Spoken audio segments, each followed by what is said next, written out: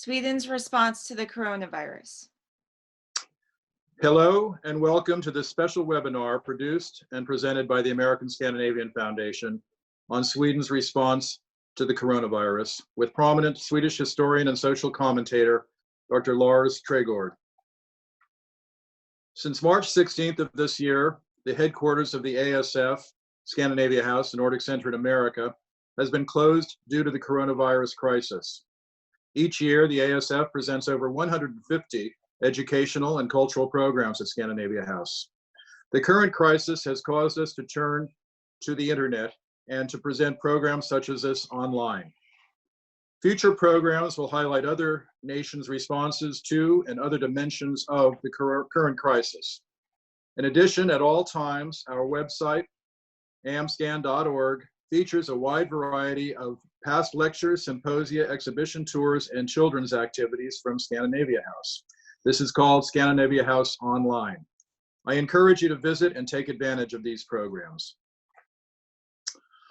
I am Ed Gallagher, President of the American-Scandinavian Foundation, and I am delighted to welcome Dr. Lars Trägårdh today. Dr. Trägårdh is a historian who received his PhD from the University of California at Berkeley in 1993 after a successful career as an entrepreneur. Since that time, he has conducted research and taught at institutions in Sweden, Germany, and the United States. For 10 years, he has served on the faculty of Barnard College and was affiliated with the Institute for the Study of Europe at Columbia University. More recently, he has been a professor at the University of Linköping in Sweden and also headed a research program at the Södertörn University, which resulted in the book, Is Sweden Human? Community and Independence in Modern Sweden. Currently, Dr. Trägårdh is affiliated with the Ernsta Skundal University and is working on a major research project dealing with social trust. In addition, he appears frequently on television and radio in Sweden and regularly contributes to publications in Sweden and throughout Europe. It is especially noteworthy that he has been a fellow of the American-Scandinavian Foundation twice, in 1989 and 1998, and we're very proud to have him with us today. Welcome, Lars, and thank you for joining us. Thank you. It's very nice to be here. Like nations around the world, Sweden has been confronting the coronavirus and to date has nearly 24,000 cases and 3,000 fatalities. Sweden's response to the coronavirus has been different than that of virtually every other nation in the developed world. Could you describe that response and the underlying rationale for it? I will try. First of all, let me note that I think that sometimes in media we tend to overstress this idea that there are, in a sense, two approaches. One typical for Sweden and one for the rest of the world. It's true that Sweden has certain exceptional aspects, and I will get back to that, but I think it's also important to stress that there is a whole spectrum of responses that we see throughout the world. And Sweden in many ways is more similar than different from many other countries. One might say that the overarching objective has been from the beginning to, on the one hand, try to protect the vulnerable, on the other, keep society reasonably open, protect the economy, protect the social fabric at large, and to protect the healthcare system so as to be able to handle the onslaught of those who are infected and in need of care. So in that sense, there's a lot of commonality. Now, true at the same time is that there are interesting differences. And let me speak first a little bit about the rationale here. I think in Sweden, what we've seen on the one hand is that we have a rather independent health authority that is making decisions that the politicians are following. So we don't have quite the independent political action that we've seen in many countries. And that has both advantages and disadvantages. It's a long tradition in Sweden to keep a separation between our agencies and authorities on the one hand and politics on the other. So that's one difference. And the other difference is that we have chosen in Sweden an approach based more on voluntary action. Basic to this is some idea of mutual trust.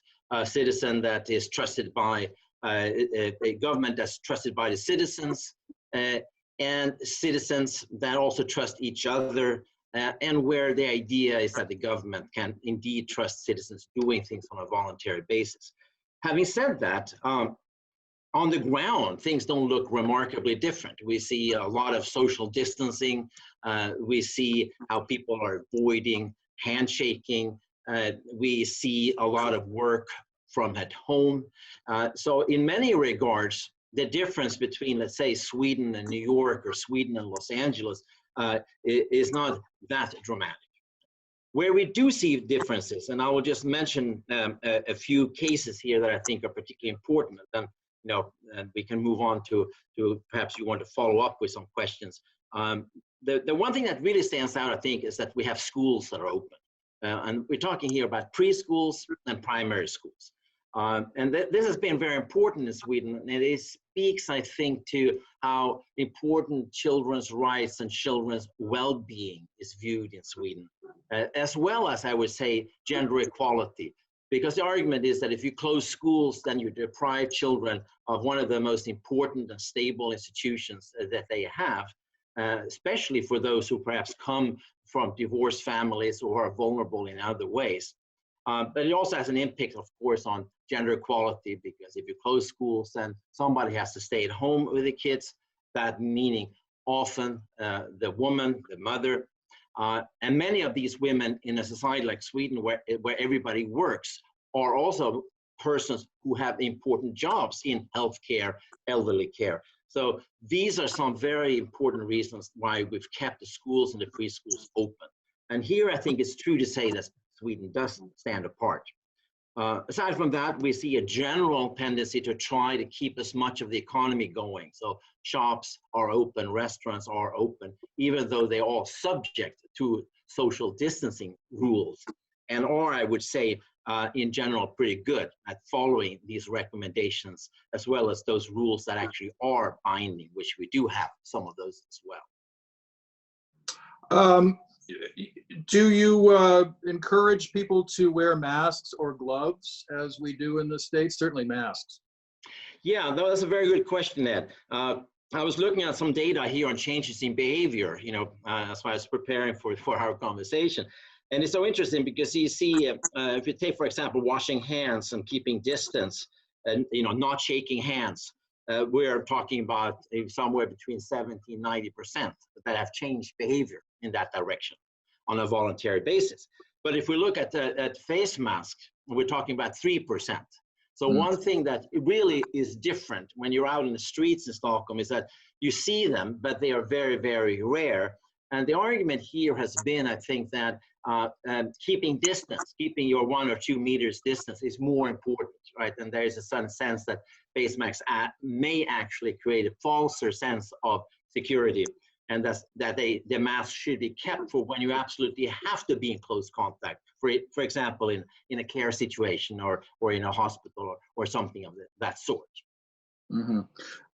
The overall policy, was that formed on an ad hoc basis, or was it in place as soon as the first cases really appeared? And I suspect they came from Italy, like many of the other Nordic countries. Yes, and now, of course, more information is coming out, and it looks like it's a bit more complex. There are several vectors, but yes, in general, that was certainly the perception for a long time. Your question is a very good one. To be quite honest with you, I think that as we historians work on this later on, and we see some of this already, I would say ad hoc is probably a better way of describing it than a good plan. I think that there was a lot of initial mistakes, misunderstandings. People didn't think it was going to hit so hard, so quickly. So there was a general unpreparedness in Sweden, which I think really has been hurtful. It's not just a Swedish problem, of course, but it certainly was true in Sweden as well. And any historic precedent? Was a similar policy adopted earlier for other epidemics or pandemics? This is another very good question, because in fact, Sweden is now acting completely differently from the way it has acted in previous epidemics. Really? So if you go back to the AIDS and HIV epidemic in the 80s, and before that to the cholera epidemic in the late 19th century, Sweden was among the most draconian countries in the Western world.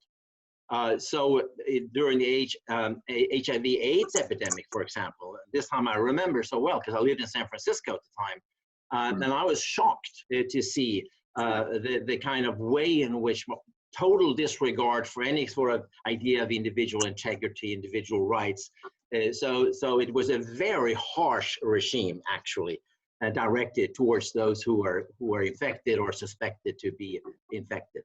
And the same thing was true during the cholera epidemic. So there's something very, very surprising, actually. And if you compare it to Denmark, for example, Denmark was much, much more liberal when it came to these earlier epidemics. So here something interesting has actually happened in Sweden since let's say the late 1980s and now. Are there any, or were there earlier any benchmarks or tipping points that would have forced a shutdown or a complete change in policy? There hasn't been much. I have thought about this too. You know, of course, there's been a debate in Sweden. You know, we've had some fairly vocal critics, you know, of the policy. So it's not as if there hasn't been a debate, but there's been also a very solid support for the policies. I was looking at the recent numbers that just came out this week, and we're looking at around 80%, you know, that have confidence. 80%, really? Wow. Yeah, 80% having confidence in both the healthcare system and the health authority, the authority that, you know, is charged with the responsibility for handling the corona crisis. So there's a lot of support for the policies in Sweden, even though people are very concerned with the elderly care sector. So here we see a downward trend when it comes to the confidence in those particular institutions. And that, of course, is very easily explained by the fact that that's where you see the real problem. You know, high rates of mortality, the vast majority of those who die are indeed in elderly care. And so this is really where the huge failure is right now when it comes to the Swedish response. Going to that, does the profile of the afflicted and the deceased is it markedly different from that in other countries? You mentioned that elderly tend to have a higher rate of infection and, I guess, fatality. Does it differ greatly from what you see in other countries? I think there's a general tendency in the same direction in many countries. You know, we see that Sweden is not unique in having lots of problems with elderly care institutions. And that's, I think, is going to be a debate you'll see, not just in Sweden, but in many other countries as well. Another group that we see particularly vulnerable in Sweden are immigrant communities, you know, areas out in the suburbs of Stockholm, for example. And what they have in common is that they are oftentimes have less income, they have higher density in terms of how many people live in an apartment. They have less income, might also have a poor health to begin with. So unfortunately, I think what you will recognize probably from the US, right, is that the most vulnerable groups that are hit the hardest here. The elderly, the poor, minorities, and so forth. So of course, this is a terrible situation, but it's not a unique situation to Sweden, even though I would say compared to the other Nordic countries, where we have failed miserably with respect to the elderly. Yes, yeah. In terms of the other Nordic countries, was there any advanced consultation with your fellow Nordic countries, with EU, with the World Health Organization? Was this a concerted or strategic choice on your part? Well, unfortunately, I think the general rule here is that we have seen a kind of a global return to the nation state. Now, there has been very little of that kind of cooperation globally. I mean, we've seen, of course, all of the fighting back and forth between the US and China, but that's just one case. I mean, Europe itself, right, the EU has largely failed here. And that is also true, and sadly enough, in the Nordic countries, right, where decisions were made in each country without too much consultation. I think there was a sense, of course, I shouldn't perhaps say panic, but a great deal of urgency, and people realize at that point the nation state becomes sort of a safe haven, and you rally around the flag, and then you think afterwards about what is done elsewhere.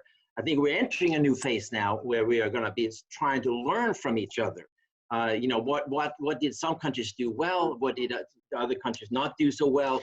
And we are trying now to perhaps widen the perspective a little bit, try to think more in a Europe or globally even. But that certainly was not the case in the early stages. And can you say anything about the reaction of your neighbors, Denmark, Finland, Norway? I believe they all closed their borders. Did Sweden close your borders? No, we did not. And this is an interesting, the other countries did much more of a sort of stricter lockdown, if to use that terminology. And the interesting thing is that if you look at what the healthcare authorities were saying in the other countries, they were actually closer to what the Swedish one was arguing against closing borders, closing schools that were deemed to be not a particularly effective way, right, of handling a crisis. But what you found in the other in Norway and Denmark and Finland, you have a different tradition, and there the politicians, I think, went out and wanted to be stronger, right? You know, kind of make a statement and take a certain responsibility, and they sort of decide to err on the safe side, and thus, you know, close the borders, close the schools, and so forth. Of course, now things are changing again, right? We're seeing now a wider dialogue because, of course, and now the name of the game is more opening up than closing down. And then Sweden becomes more interesting, not just because of the high mortality rates among the elderly, but also because we have already experimented more with a relatively more open strategy. Just on a very practical note, you have many Swedes living in the south who commute on a daily basis to jobs in Denmark. How was that affected? Were they prohibited from doing that, or? I think that it has increased, you know, the hassles, you know, in a daily kind of a sense. You know, as you were pointing out, you're very right about that. You have a sizable number of people who live in Copenhagen, work in Malmö, and vice versa. But, you know, Scandinavians are very pragmatic when it comes down to it. So by and large, I think they've been able to handle the situation with some delay and some obstacles. You know, but I don't see any, you know, big outcry that this is a big problem. There's a recognition that people who live in one place, work in the other place, you know, are given particular treatment here. So that has functioned. And remember now, we've had a lot of practice in the close border between Denmark and Sweden, because that goes back also to the refugee crisis in 2015 and the aftermath of that. So it hasn't been the sort of open borders that we had prior to 2016 anyway. Just going back to the response, you said currently the approval rate of the policy is about 80%.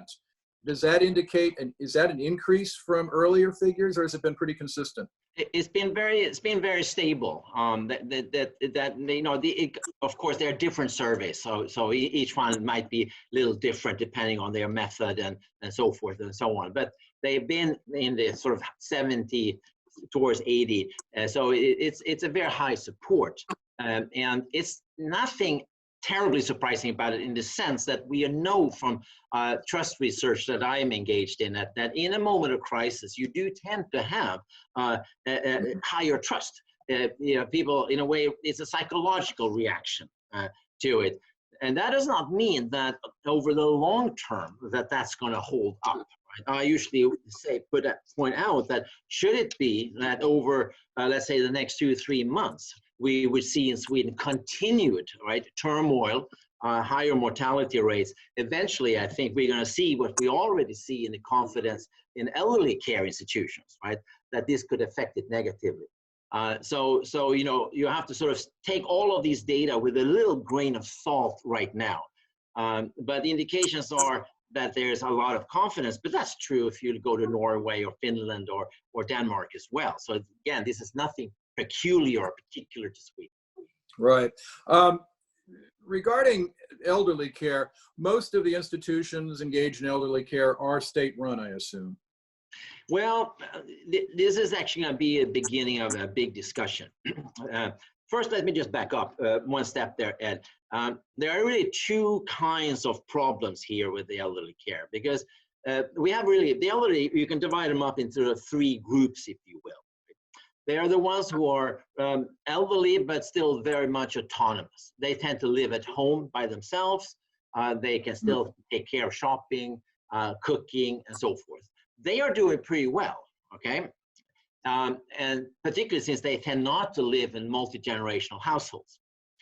But then you have the other two groups. One, they are still living at home, but they get assistance. And that assistance comes then maybe every day, every few days. And unfortunately, the situation in Sweden has developed where it's not just one person coming all the time. You have a plethora, a number of different people coming in. And that, of course, exposes the elderly to potential danger.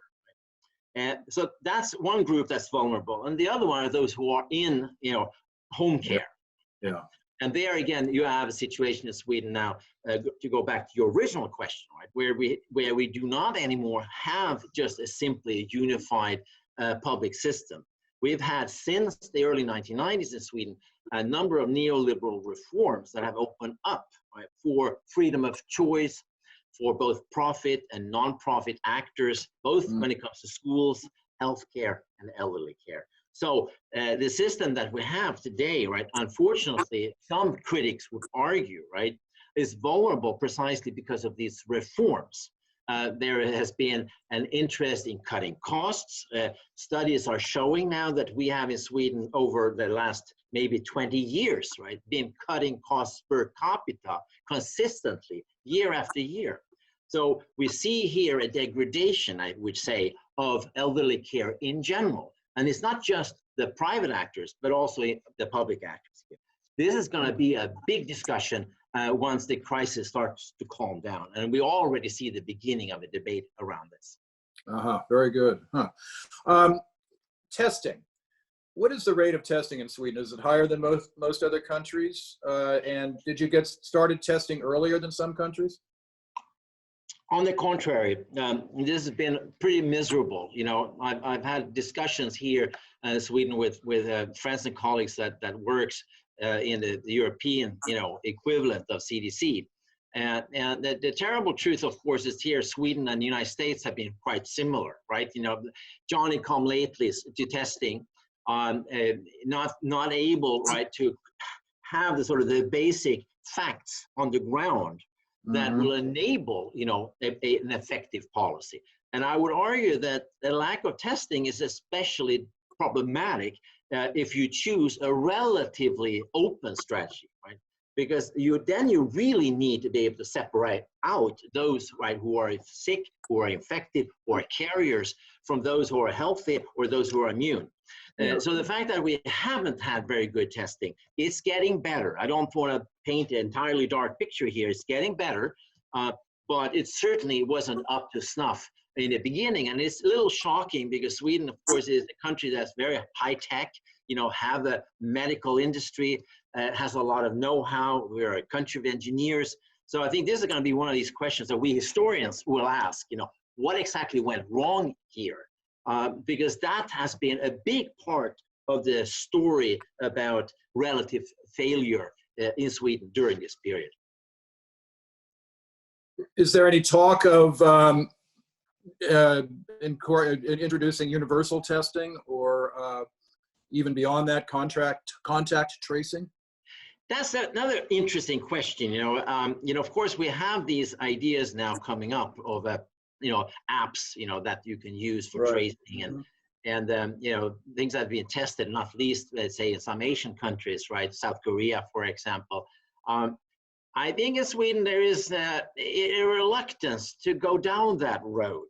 It's interesting, this idea of sort of individual, privacy and individual rights, has gotten to be pretty strong in Sweden. My wife, who's a sociologist, she asked a large class of her students just the other day what they thought about it, and they were all aghast. So it's going to be interesting to see how this develops. Of course, it makes a certain amount of sense, in one respect, but you can understand also the reactions here. And when it comes to testing, the way I understand it, and I'm not a medical expert here, but the way I understand it is that the approach in Sweden is to try to get a handle not on at the level of the individual, but at the level of society. You know, to find out what are now the rates of infection, how many % of the population is already immune or thought to be immune. We don't really know all of the facts when it comes to immunity, but those who have been infected are presumed to have at least some degree of immunity afterwards. So the testing now goes on more on the population level than looking at it at the individual level. So that's how I understand it. But again, I'm not an expert on this, you know, so. Just one additional, I should have asked this earlier, but has the rate of infection, does it appear to be plateauing?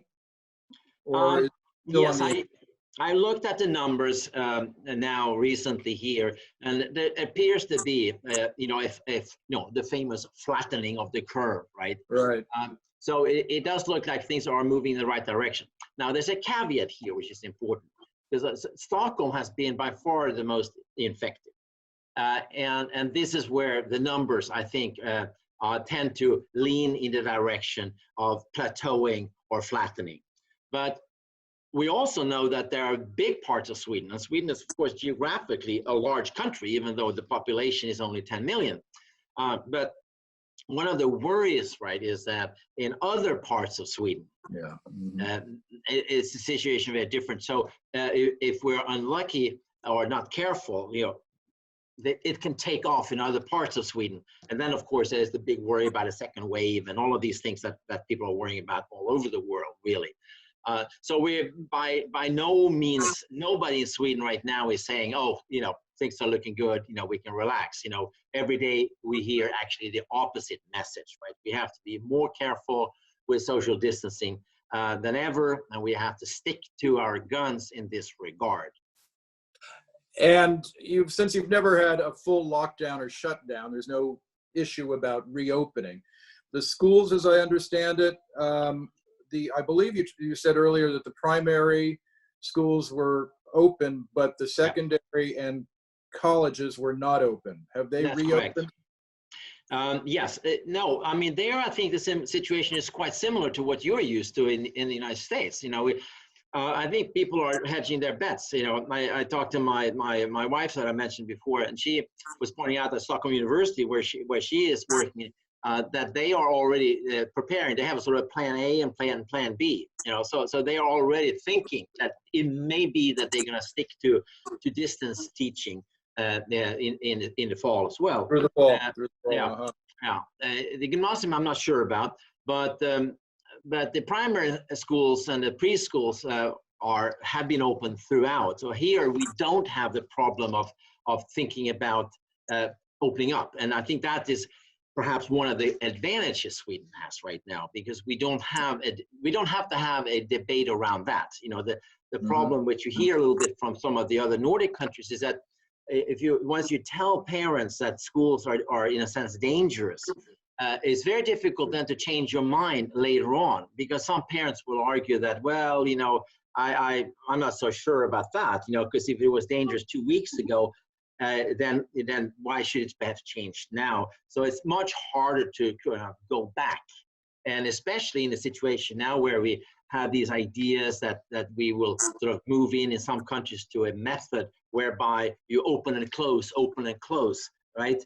You know, whack the mole, I think is one this has been put. And the problem with that, of course, is that it sounds nice in theory, but you can't really open up and close up schools from 1 week to the next. You sort of have to make up your mind for a longer period of time, because it's untenable to do teaching under circumstances like that. It would be madness, both for teachers and students, of course.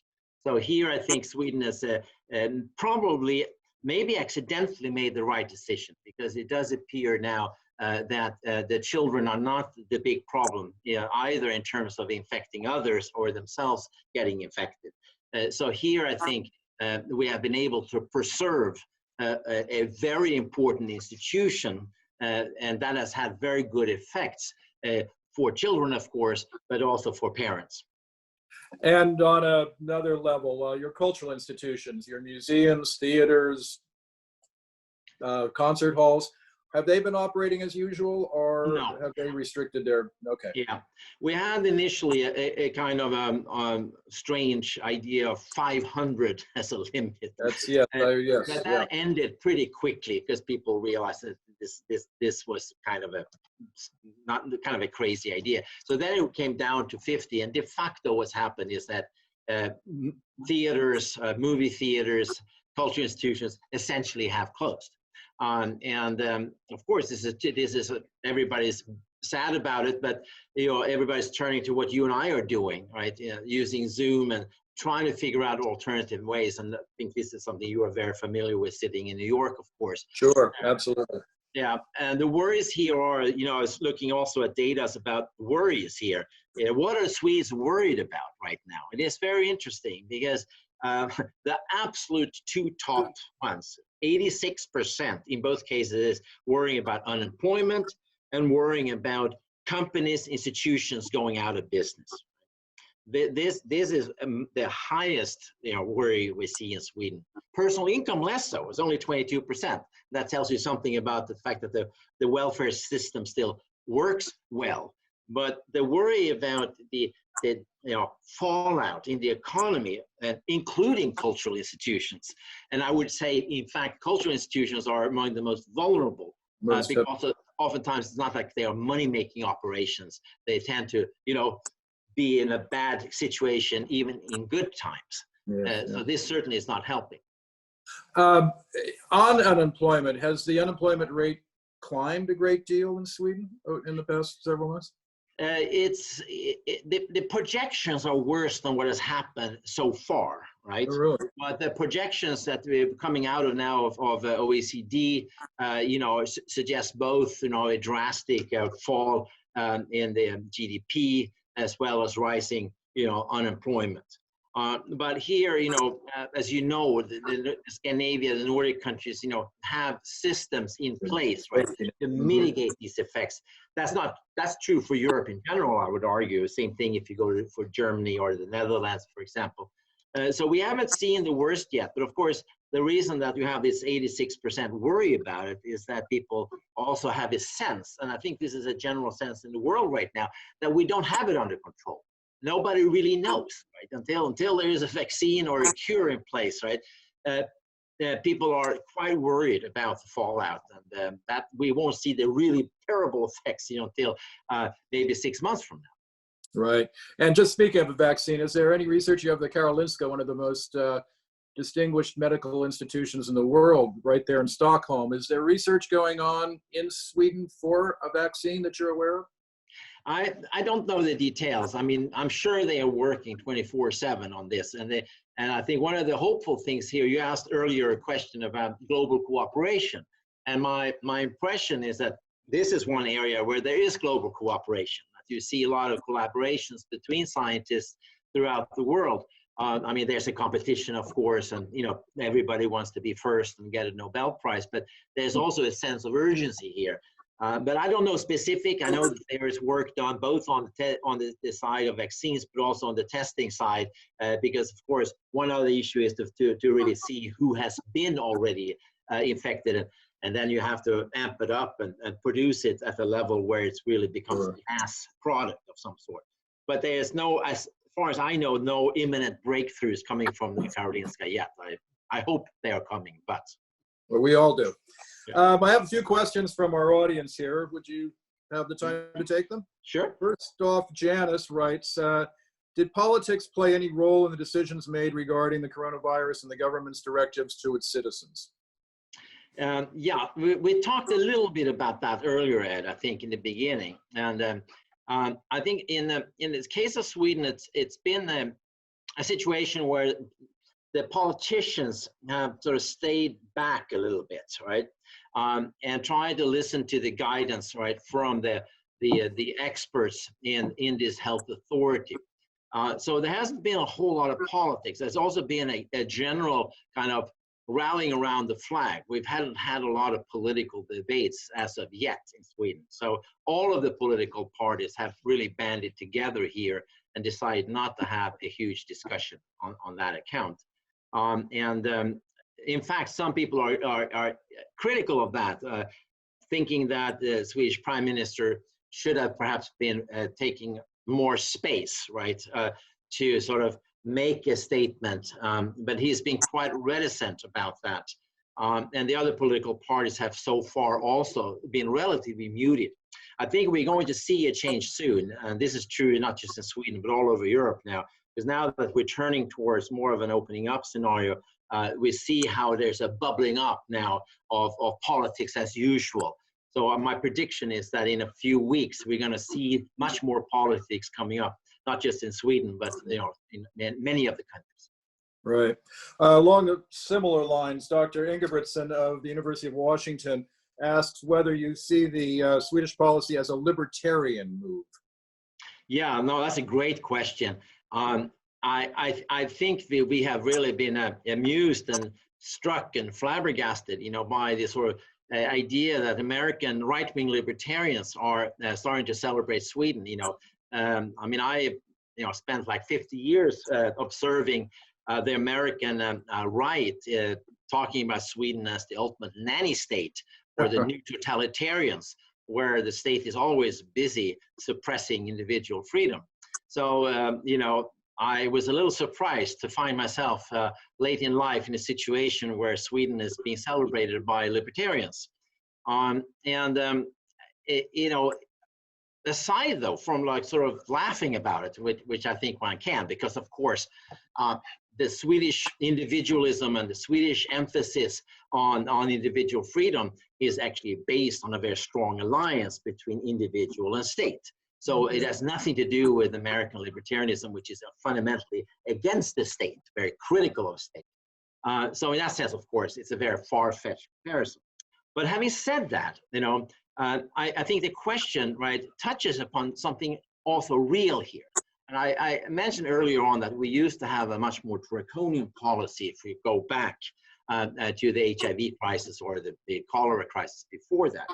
And I would say that something has happened in Sweden from the beginning of the 1990s now, which we can think of as a kind of liberalization. We have seen a greater emphasis on individual choice. We have seen a greater emphasis on the market. We have seen a retreat of the trigger-happy social engineer that used to rule Sweden, right? So the space for individual freedom, I think, has actually grown in Sweden over these decades. More so, I would argue, than is the case in the other Nordic countries. Finland is, in a sense, the way Sweden used to be. Of course, in the olden days, we were the same country. And this is for better and worse. Swedes can today be extremely envious of the Finns, who kept their army. They protected their traditional schools. They have an enormous civil defense that has come in very handy during the Corona crisis. So we're looking with envy at the Finns, right, who are still the way we used to be, right? So that is a negative, and we can also be critical, as I alluded to earlier, right, of sort of a neoliberal liberalization of our elderly care system, which may have been part, at least, of the story of vulnerability today. But if we want to look at it from the other side, we can also say that these changes have, in fact, also created a broader space, more respect, right, for individual rights and individual freedoms. And I think it's not entirely accidental that the Swedish Corona policies, in a way that is much clearer than in many other countries, have tried to find a balance, right, between keeping society open, allowing individuals to take responsibility themselves, to be as free as possible. I think this is also connected up with the changes, right, that have become cultural changes. And we see these in all sorts of measures of values done by the World Values Survey, for example, where the Swedes stick out radically now in terms of their embrace of individualistic values.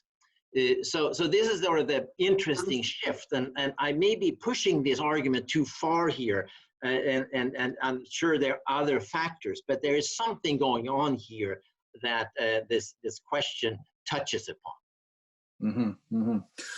Okay, we do have a couple other questions here. This is a more practical question, which you may have touched on, but I will give it to you anyway. Scott asks, was government stimulus required for small business?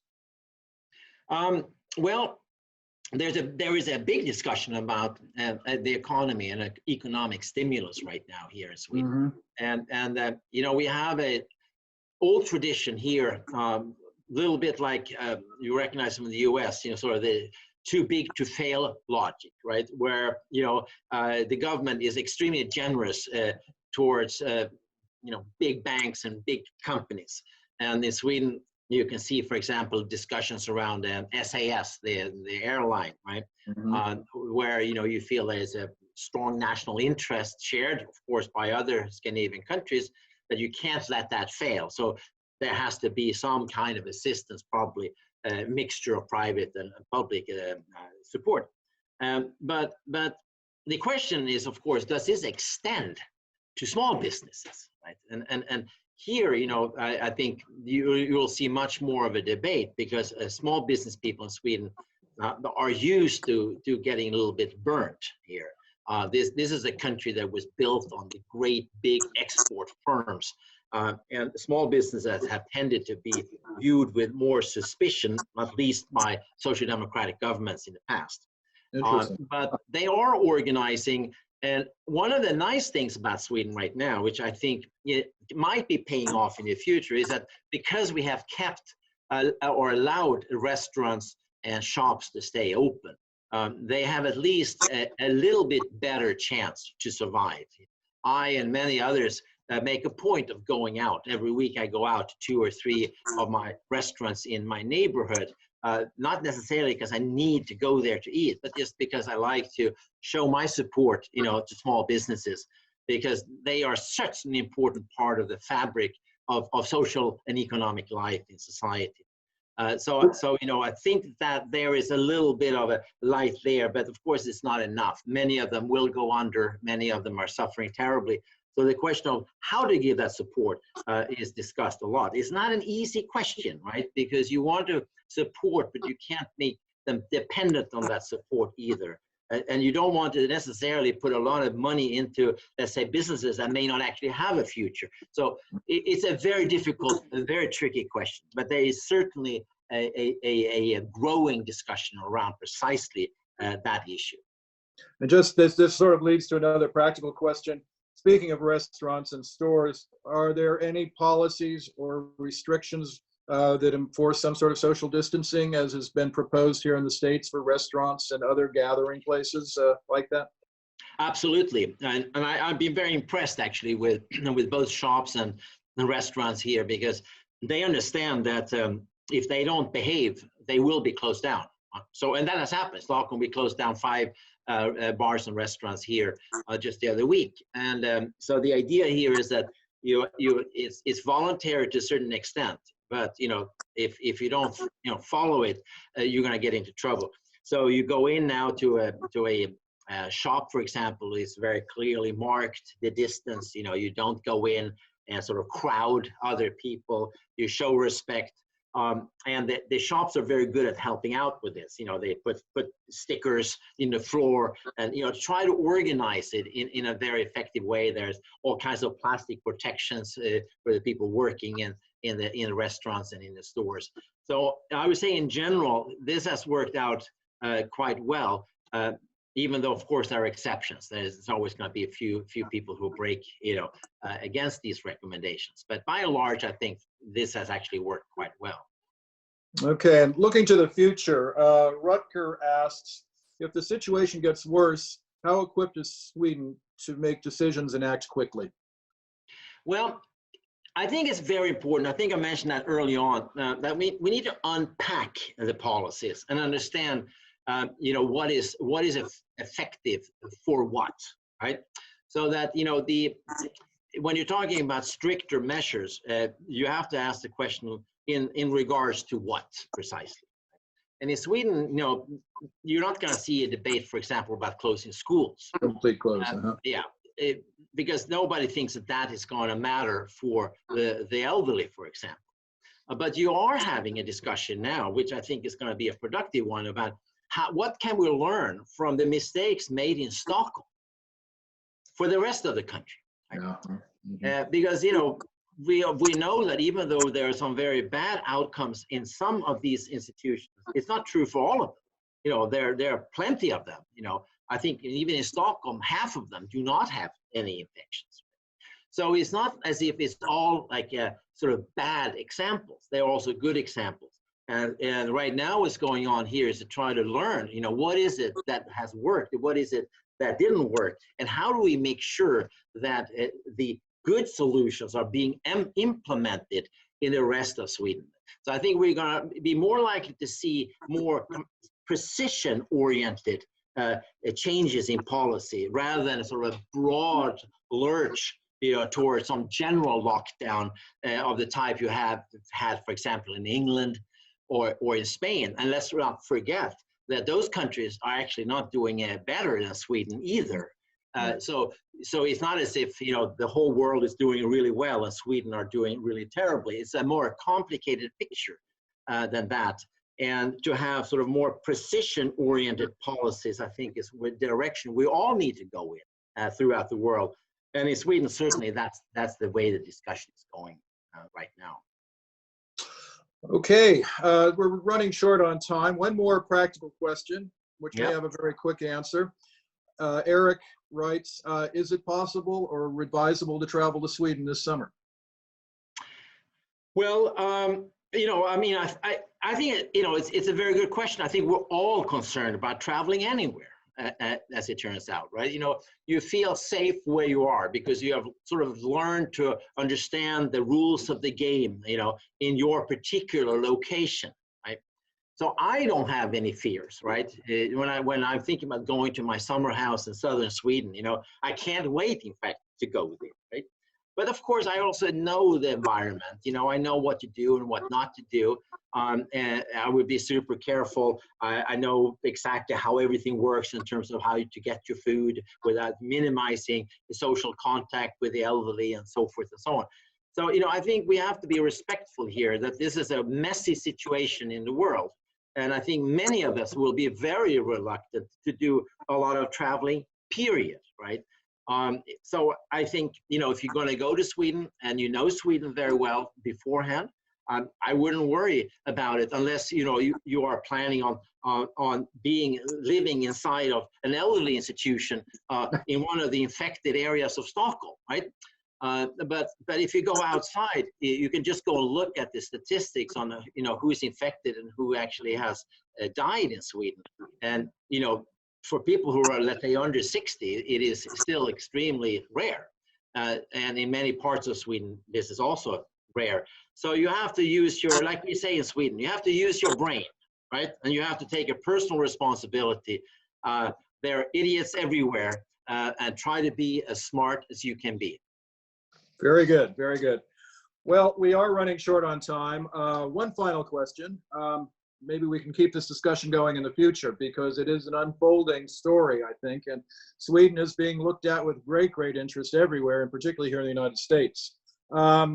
Do you see a point, year, 2 years out, where we could label the Swedish response a success or a failure, and what criteria would come to play in that? It's you know, I mean, some people argue, of course, right, that all of these attempts we're making to kind of limit the damage, right, are not going to work anyway. You know, we're going to see a general spread of the virus, you know, throughout the world, right? So it's just a matter of time. You know, some people can suppress and mitigate for a while, but eventually, right, it's going to hit you, unless, of course, we do find a virus or a vaccine in the near term, right? But if we don't, it may not really matter what we do. And then other factors become very important for the, let's say, the health of the country at large. I am really worried about countries that are closing down schools, for example, because the damage you inflict here on children, on young people, will have cost for a really long time. So getting that balance right, I think, is important. And then you have to think about of course, the economic impact as well. So, you know, I think that we are going to sit down, and I would love to sit down with you guys a year from now, because we're right now it's a moving target. I would already declare that we've failed with elderly care, right? That's a no-brainer, right? But it doesn't really tell you about the whole picture yet, right? And so I think having a conversation in a year from now and looking at a number of indicators. Right now, unfortunately, we're in a sort of a head count mode. You know, we're looking at mortality figure. That's the only thing we're really looking at. And in a year from now, we're going to have a much more complex picture. And we're going to look at more indicators, and we're going to have a better sort of base on which to make statements about what worked and what didn't work. And that is as far as I'm going to go in any sort of predictions. Well, great. Lars, this has been terrific. Before we close, I do want to, of course, thank you. And I'd like to thank all of our ASF staff people who participated in producing and organizing this presentation, specifically Lori Fredrickson, Sally Yurkovich, and Kyle Reinhardt. I'd also like to thank all of the organizations and individuals that make the work of the ASF possible, and most specifically, the support provided for ASF programs by the Barbara Osher Pro Suecia Foundation, as well as for specifically this lecture or talk, the Curtis Carlson Lecture Fund of the ASF. And again, Lars, I'd very much like to thank you. It has been illuminating, enjoyable, and I hope we can pick it up again when we have more to talk about, more proof, more experience, and a lot more, hopefully, progress. So thank you. Of course, I would like to come to New York. I lived in New York for 10 years. And next time, I hope we can actually meet in Scandinavia House. Absolutely. And do an event around this. And, you know, so thank you very much for organizing this. I look forward to that. And thank you again. And thank you to all of our participants. Questions came in. I couldn't see them all on the screen, but I tried to get a few in there. And thank you so much for being with us. I encourage you to check out our website for other programs, and we will be having future programs like this. So keep tuned, and thank you very much. Goodbye. Oh, stay healthy too, and safe. Bye-bye.